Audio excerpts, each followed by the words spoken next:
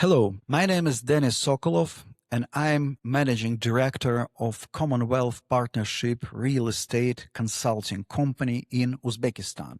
And today I am going to make a brief introduction of what is real estate market in Uzbekistan, what is specifically interesting about this country, and I'm not going to sell anything. Today, I just want to introduce you to this interesting country. And if you are a potential investor who is looking at the opportunities in specifically Central Asia, or for example, retail chain who is going to expand in this region, or international company who wants to set a footprint here, I think you will find some ideas, some information very valuable. In the comments to this video, you will see the link to this presentation. You can use it wherever you want, and also link to our website where you can find additional data about real estate in Uzbekistan. So what is some brief contacts about Uzbekistan and emerging trends in real estate? This year report Emerging Trends in Real Estate that is being done regularly by PwC and Urban Land Institute focuses on four interesting trends. So first of all, there is a new normal in global markets. And we see globally deglobalization. We see deglobalization in the world. So basically in real estate, businesses are focusing on their local aspects of their activities. So there was originally the concept of global, and local. So now it's more and more local. Central Asia now is positioned in the world as logistics and transit hub between Europe and Asia. In terms of structural trends, Central Asia is actually characterized by young demographics, and especially in Uzbekistan, average age is 29 years. Digitalization and AI adoption, it's also interesting in Uzbekistan that there was no other country was closed for 20 years, and there was no development of, let's say, legacy digital businesses. So that's why all digital activities are pretty modern with all these payments, efficient payment systems, Telegram channels, messengers, and so on and so forth. So you will rarely find old school website in Uzbekistan. Everything is pretty modern. ESG and sustainability. Uzbekistan is focusing on green technologies because of the shortage of energy and environmental challenges. Structural trends in terms of housing, so the major trend is affordable housing and student housing. These sectors, as institutional sectors, these sectors are non-existent in Uzbekistan, but I think they will be developing rapidly because, for example, government provides serious incentive if you're leasing your apartment to student, for example, this income is exempt from income tax for every Uzbekistan citizen. Energy. So Uzbekistan is focusing on solar energy, and we see massive solar energy project in Uzbekistan. Kazakhstan is wind energy development, and hydro in Kyrgyzstan. Logistics and warehousing. Logistics in warehousing is very important sectors for future development because country is rapidly growing and there is a need to supply people with major foodstuffs and consumer goods.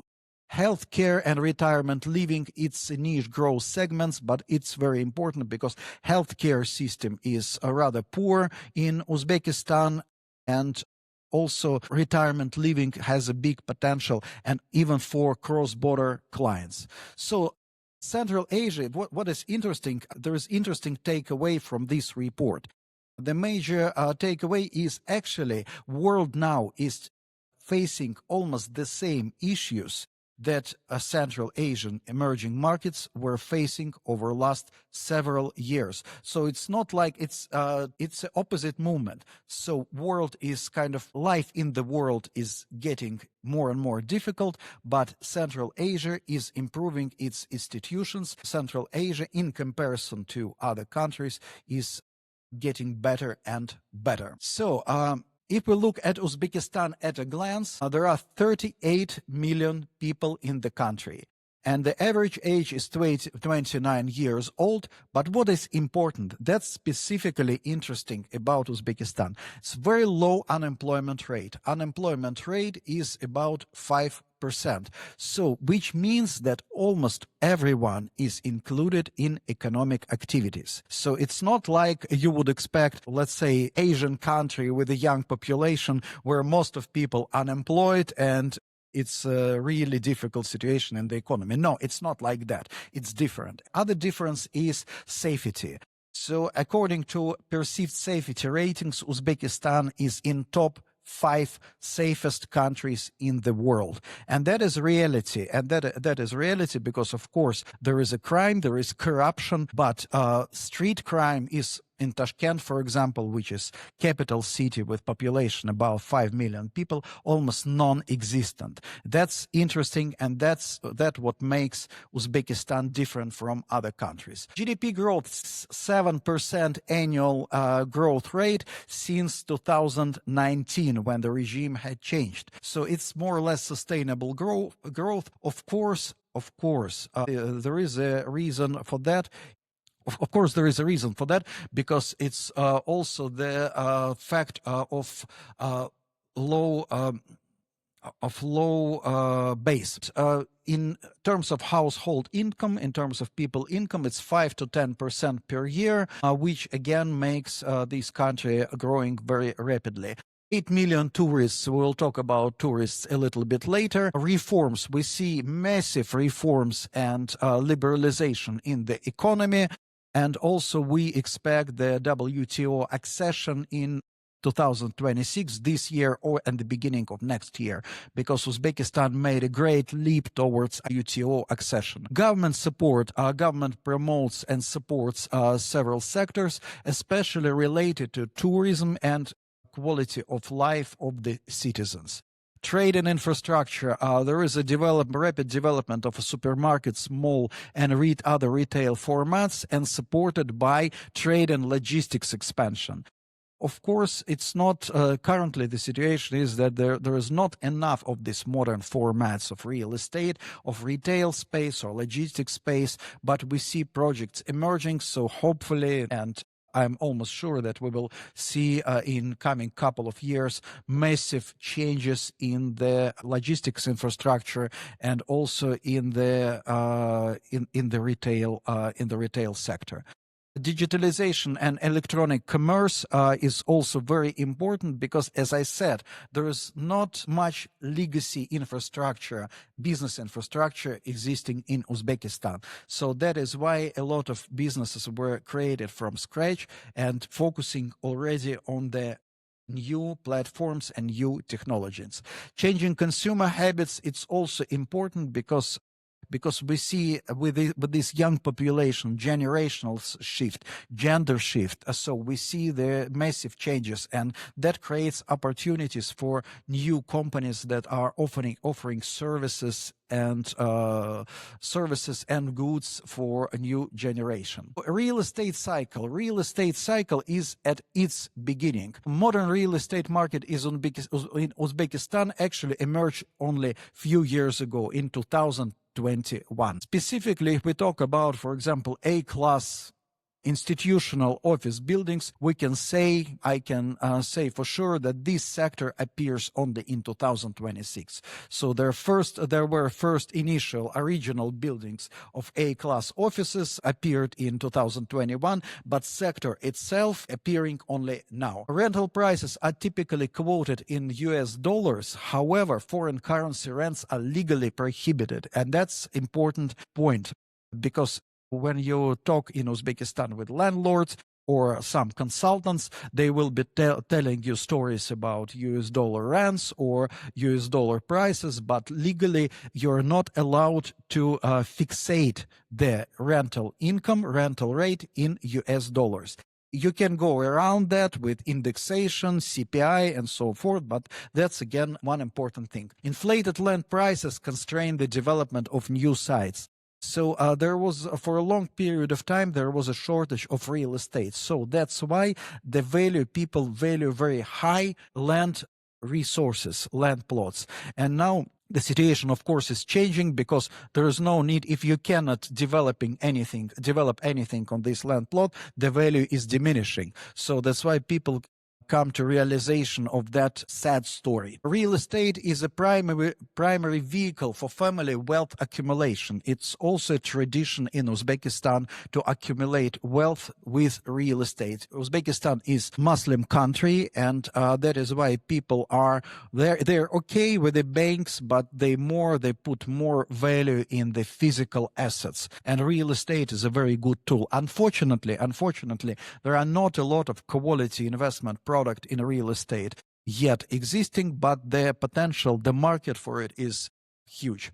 Institutional developers are absent from the market, no debt financing available for development projects, again, due to the banks that do not know how to manage project financing. And 50% of A-class offices and majority of B-class offices are sold at the construction phase on block-by-block basis. So you can see A-class tower, and at the end of the day, it's sold on block by block. So it's not anymore A-class. So we identified 4 sectors for business districts for office development: Central Business District, North Central Business District, South Central, and Tashkent City. So what is important is that actually all of them, they are located pretty close to airport, and existing international airport is within city boundaries. So it takes about maybe 10-15 minutes by car from airport to city center, to any city center hotel or any prime office buildings. Actually, that creates very easy and simple logistic. There is a new East Airport, which is located a little bit further, but again, it's about maybe 20-25 minutes by car from airport to city center. So that makes Uzbekistan and Tashkent unique city. So if we talk about offices, so far tenants require fitted out small offices because there are not many big companies existing in Uzbekistan. And even, for example, big 4 companies, they usually comprise of maybe 100-150 people, and they look for, let's say, 1,000 square meters or even less. So that's basically the size of the market is small. However, we see business expanding. But so far, the major demand is for fitted out small offices. However, on the other side, only 20% of office space is delivered with fit out. So basically, landlords, they don't want to spend additional money.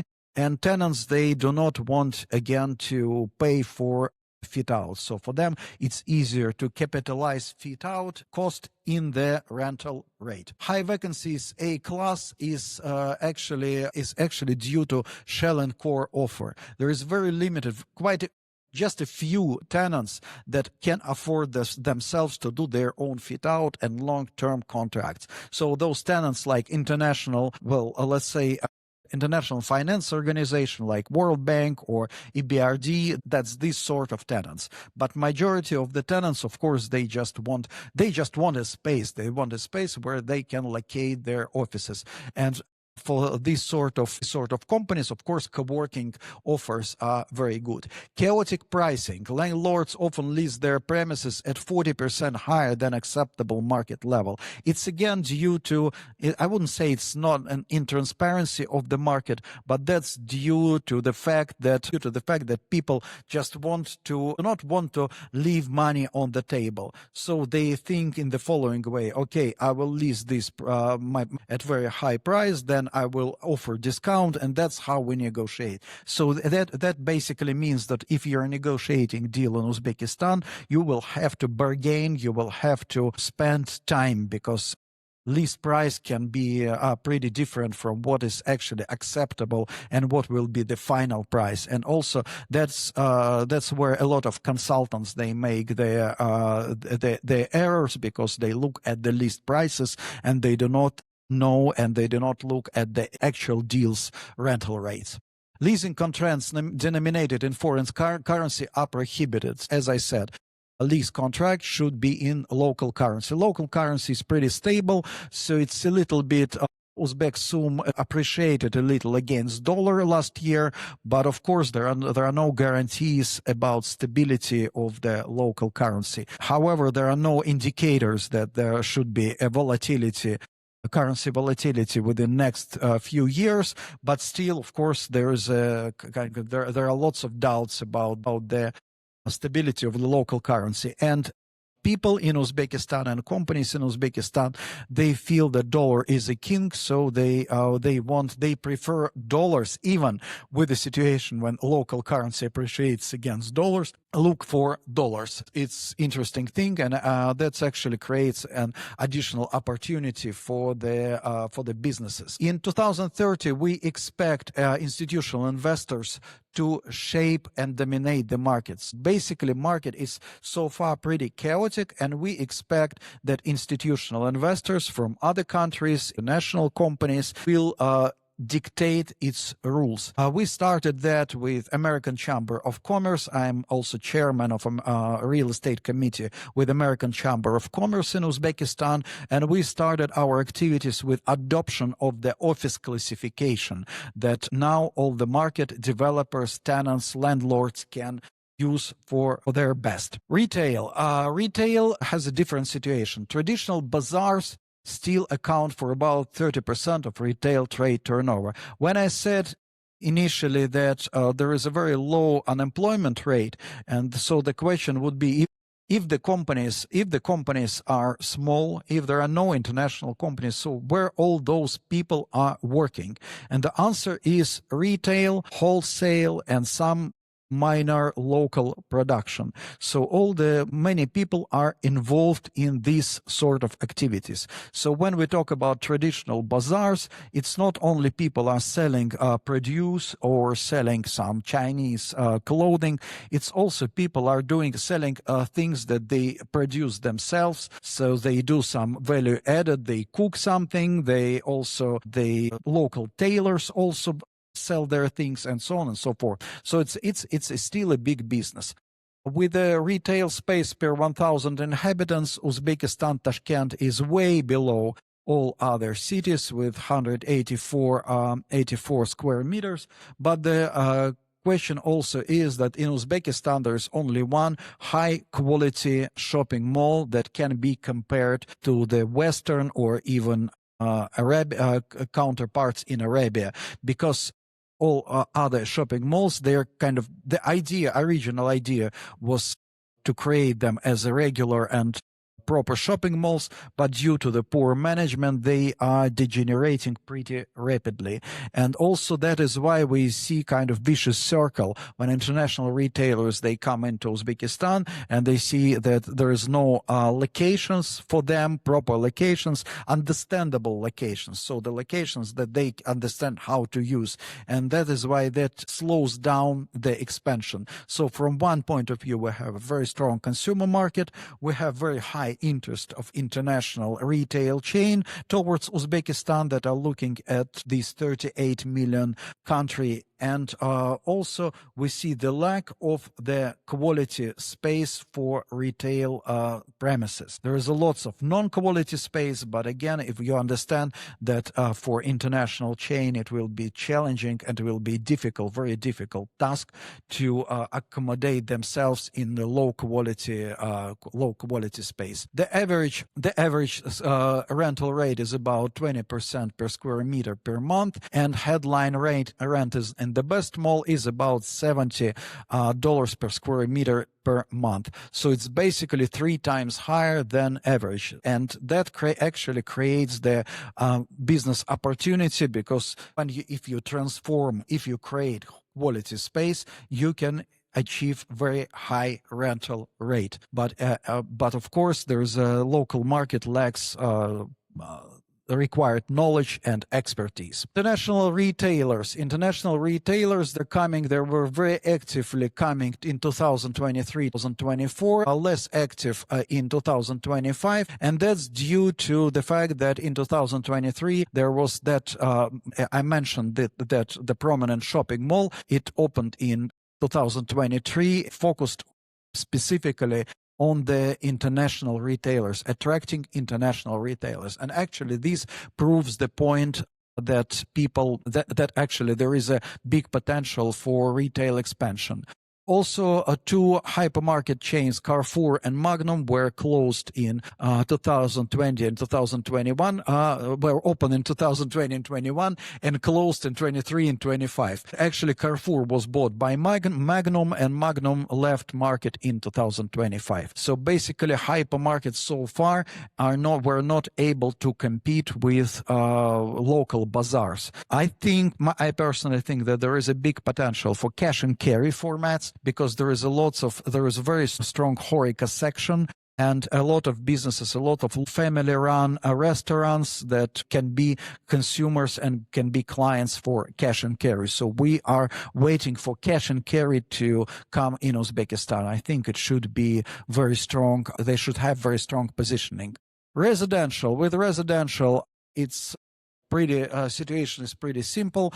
Tashkent was a closed city for many years, and now it is allowed for everyone to live in Tashkent, and even foreigners can buy apartments. So there is a very strong construction pipeline, and also very strong and sustainable demand for residential space. Usually what is interesting is majority of residential complexes include retail and community spaces. So it's very even difficult to find just purely retail development, because people want nice pictures, people want something that actually differentiates this residential space, residential complex from old style Soviet type of residential dwellings. So that's why developers are focusing on the mixed use. Government regulation of this sector will be introduced in 2026, so there will be changes in financing rules, there will be changing in the security for the buyers, and that actually will be create a turmoil on the market, because local developers, they not really so far, they do not have a practice, they do not know how to work with this strict regulation. Our residential classes on the local market are about one or two grades below international standards. So if you see something that says premium class, so just think about it, that it's more like, when you dive deeper, it's more like business class residential. There is no premium at all. Also, it's important that in Tashkent there is still a big area of Tashkent covered with low-rise residential individual housing, and some of this housing can be even in the very city center. So rich people live in private houses in the city center. And most of the residential complexes of premium business, Uzbekistan premium business in comfort, located in the city center. And there are still a lot of available, I wouldn't say available, but empty land plots, potential for development. So the potential for densification of Tashkent city center is, I would say, of course, local people and local specialists, they are they do not like the densification, but that's because of the fact that there is no so far smart densification of Tashkent. So people think that the more people there will be more traffic jams, and there will be more, let's say, ecological problems, because new technologies and new approach to the creation and to the development are almost non-existent in Uzbekistan. Hotel market is booming, and government really supports tourist sector. But so far, out of these 8 million people that arrive each year in Uzbekistan, majority are coming from neighboring countries: Russia, Kazakhstan, Tajikistan, and Kyrgyzstan. From Russia, tourists are coming, and from Tajikistan and Kyrgyzstan, people who visit their relatives, so they are not really affecting the hotel market. But we see growing sector, growing tourist flow from Europe and from the United States. Uzbekistan is easing the visa regulation for many countries and focusing on attracting more tourists. I would say major attraction points, attractors for tourists in Uzbekistan, first of all, is local cuisine, historical venues, and safety. Again, it's very important because it is one of the safest countries in the world, and you can go to very remote places. You can see the absolutely wild nature. You can see historical location and feel absolutely safe. So you do not need to look for sophisticated tourist infrastructure like in other countries where you can feel safe only in international grade chain hotel. So here it's pretty safe overall. Opportunities. So opportunities for companies, major is capitalize on market growth. See, as I said, GDP is growing 6-7% each year, and of course, the pie is growing, and for international companies taking part of that process is a big deal. Local presence, this is very important. So we see quite a few failures of international companies, and specifically from former CIS from Kazakhstan, from Russia, companies coming to Uzbekistan market, and they failed because they didn't establish local proper presence. You need to be here. You need to have local office. You need to have people locally. It's not because everything is decided due to the relations or corruption, whatever. It's just very important to feel what is happening, and sometimes it requires, with let's say, especially for service business or any interaction with other companies, it requires more meetings than you would expect to have in the Western world. Adapt to new trends, changing. It's also important when you look at Uzbekistan. It's important to understand where we are coming from and where we are going, because there's still a lot of legacy trends, and people used to many things that actually were created in the times when this was very closed regime and very, let's say, autocratic regime. Now the liberalization trends are changing the shape of the city, changing the behavior of people and people attitude. Regional reach, also a lot of businessmen thinks that in emerging markets there is a capital city which is pretty rich and everything else is almost non-existent. It's not like in Uzbekistan, because Uzbekistan has pretty prosperous regions like Navai, where all the mining industry is located, Fergana with very strong agriculture, Samarkand with the historical, all the venues, Jizak with the new emerging industrial cluster, and so on and so forth. So when you look at Uzbekistan for the business purposes, for looking for expansion, looking for footprint, consider also regions, because it's not only Tashkent, it's 38 million country with pretty strong regions and regional economies. Manage risks. In fact, in many cases, what we see here, it's not like risks, sovereign risks or risks of property rights. It's just risks. Major risks are risks of miscalculation. A lot of companies, they expect, for example, that some process will take about maybe 6 months, but in reality, it ends up in 12 months, for example, because you rely on the local contractors, local providers that usually want to promise all the best, but they very often they fail to deliver. So that's why additional calculations, additional attention to details, that's our key success. And also think of capital. The country is growing, but there is no local debt market. So basically you cannot go to the bank, you cannot rely on the banking finance, because the interest rates are high, and banks are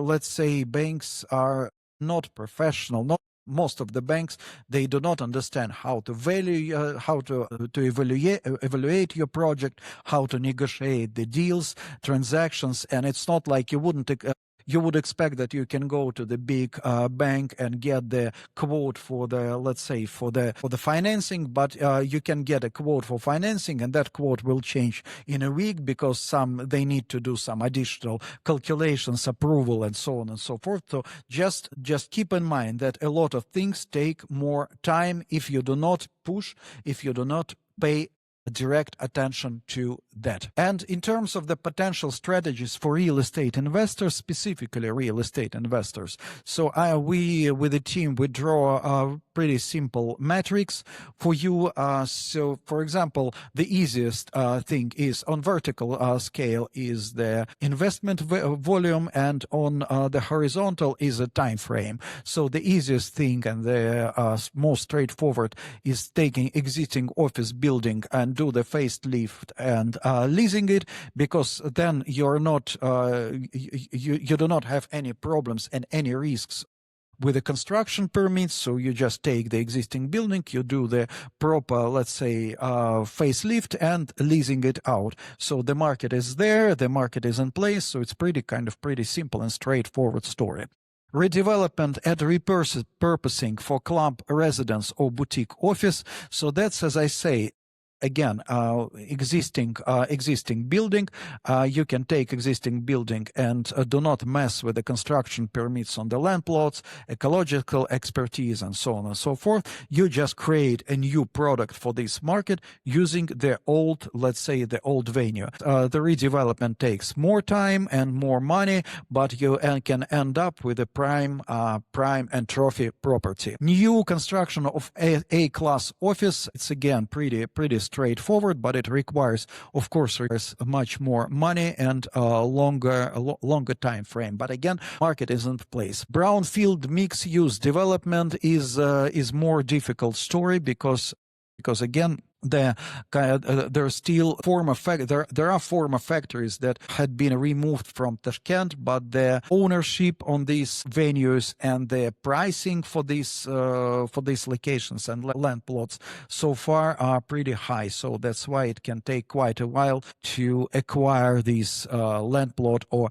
build up the partnership scheme with a landowner. And also there is a project, New Tashkent project, with 20,000 hectares of the territories near Tashkent, where you can negotiate a deal. It's a greenfield. You can negotiate with the Directorate of New Tashkent and then start a big, large-scale development in that greenfield. So that it's easy. Everything is easy with the property rights there and with the process, but there's still a question with the market, with the demand, because it's a new territory and you will be dependent on the other investors and other developers in the location.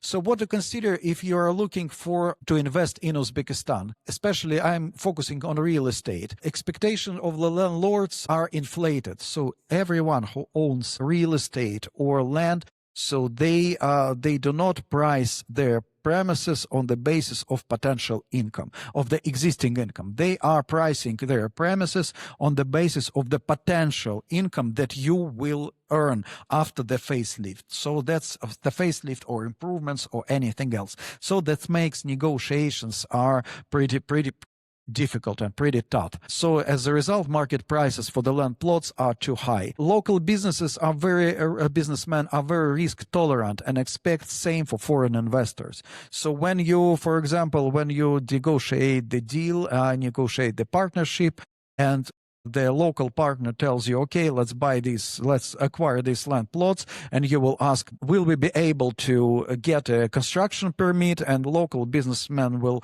not understand you, because he will tell you, okay, of course, sure, we will do.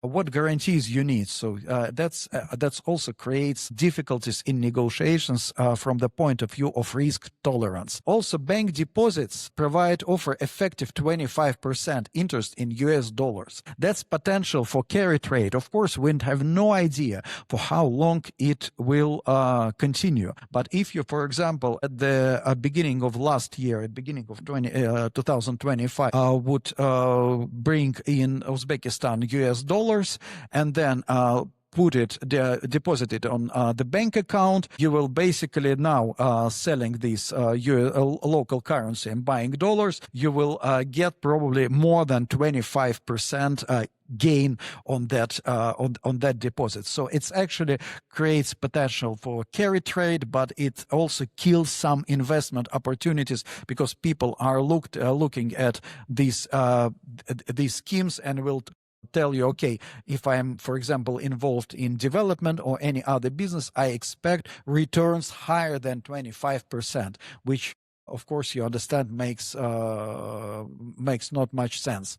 Business environment, as I said, again, I mentioned on the personal safety level, but business environment is also pretty safe, and legislation is protecting foreign investors, and also practice. We have some practice with that, so the foreign investors feel pretty much safe if, of course, if they follow the legislation practices. So, of course, sometimes you can see foreign investors who are not paying taxes or whatever. So then there could be problems, but again, the risks are not that high. You're unlikely to face scam in Uzbekistan. That's a reality, but miscalculations are common. So if you see some problems, if you see difficulties in negotiating with local partners, think first of all that they probably they do not scam you, but they just are wrong with their calculations. As I said, negotiations take significantly longer time than you used to. Local businessmen and officials, they avoid sharp edges during negotiations. So they want everything to keep calm. They want everything to be nice. And at the end of the day, it's often difficult to push the process forward because people just avoid any controversies. Managers are overoccupied and lack ambitions.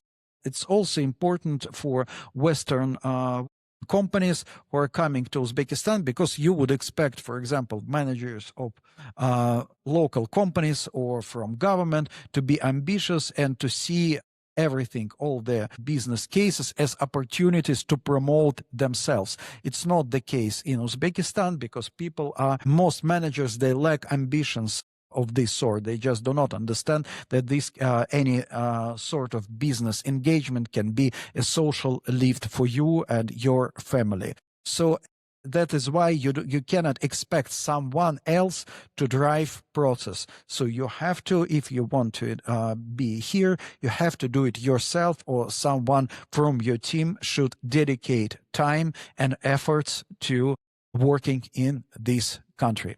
Thank you very much. Thank you very much for your attention. My name is Denis Sokolov, and you can see the links to the presentation and other research reports in the comment section of this video. I was working for 20 years in Cushman & Wakefield company, and I was responsible for research in Central and Eastern Europe. Now I am running Uzbekistan practice for small real estate advisory, and we will be happy to support you, and we'll be happy to help you setting up footprint and your activities in Uzbekistan. I live in this country for already 4 years, and my team my consists of very experienced people who were working for international companies like, for example, Nokia and GLL, Jones Lang LaSalle.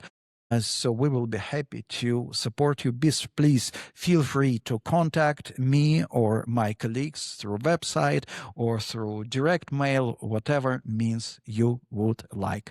Good luck, and we will be happy to see you and help you and show you around in Tashkent and Uzbekistan.